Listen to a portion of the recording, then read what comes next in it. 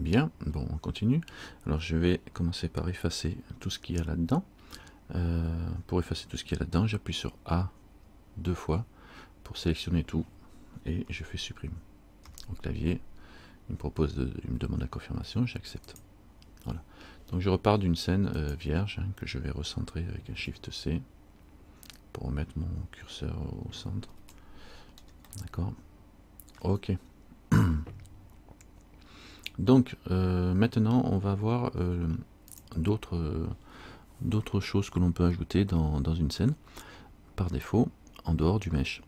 On va prendre par exemple, je vais faire dans l'ordre, on peut ajouter une curve, hein, alors les curves c'est, je vais mettre en vue de dessus, c'est des courbes hein, les curves, hein.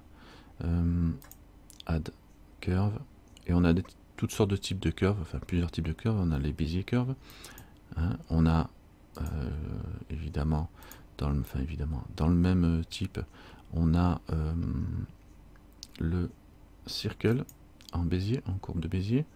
À côté je vais vous mettre add, on voit la forme hein, qui est générée, le NURBS curve qui n'a pas de poignée, et un circle en NURB aussi, curve, ici, circle,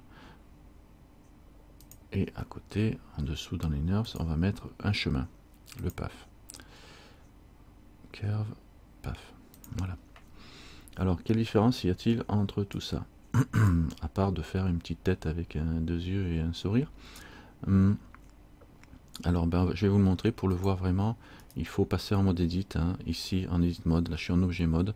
Alors, je peux basculer en mode edit pour voir les vertices directement en cliquant là ou en appuyant sur la touche tab de mon clavier pour basculer. Quand je vais enlever aussi les flèches. Alors quand je suis en mode Bézier, vous voyez une curve de Bézier se compose au démarrage de deux points et de poignées qui nous permettent d'étirer. On a ça sous beaucoup de logiciels de retouche d'image, etc. ou vectoriel. Donc on obtient bien nos courbes de Bézier. Le circle, c'est pareil, je vous expliquerai plus tard comment on travaille avec les curves, etc., ce qu'on peut en faire. Juste pour vous montrer le type, hein, on peut rajouter évidemment ou subdiviser les courbes de Bézier. Un circle, alors un circle, quand on est là, on peut, je vous ai pas montré au démarrage, Shift A, curve, circle, on a toujours le menu ici sur le côté qui peut le faire aligner à la vue, le rayon, la position, la rotation.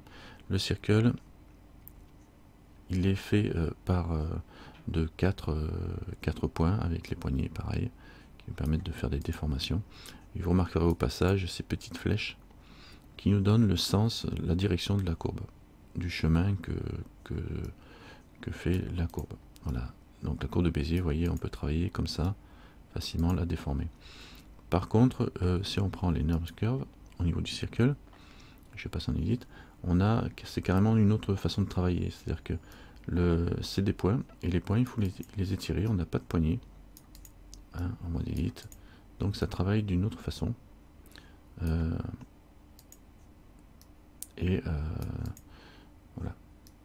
on verra plus tard aussi comment on s'en sert. Donc là on voit pareil, on a le chemin qui court, et le simple NURBS standard qui est composé de 4 points. Quand on travaille avec des courbes de Bézier, on peut descendre beaucoup plus bas en résolution au niveau du rendu final.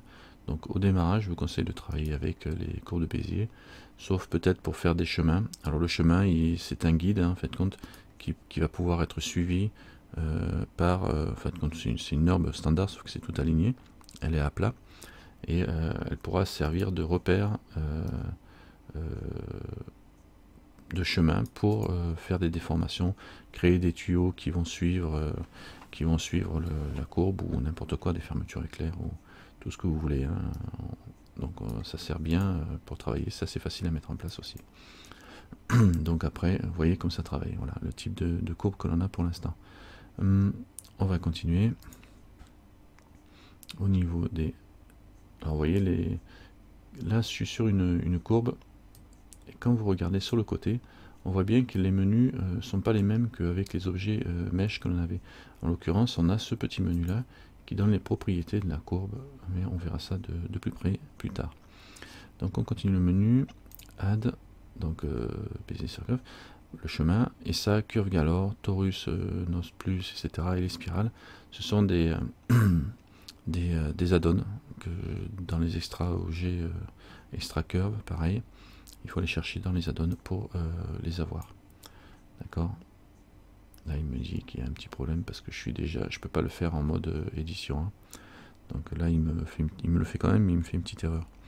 Donc je bascule en mode objet, et si je rajoute add curve, et par exemple spirale, voilà. Alors, ça ne semble pas une spirale, mais pareil, on a les paramètres sur le côté, toujours pareil, hein. Radius, gros, et nombre de tours. Voilà, bon, ça c'est pour le petit aperçu, on ira plus loin plus tard. Pour l'instant, on reste dans les menus. Alors, très bien, normalement c'est bon pour le curve, on va passer au suivant.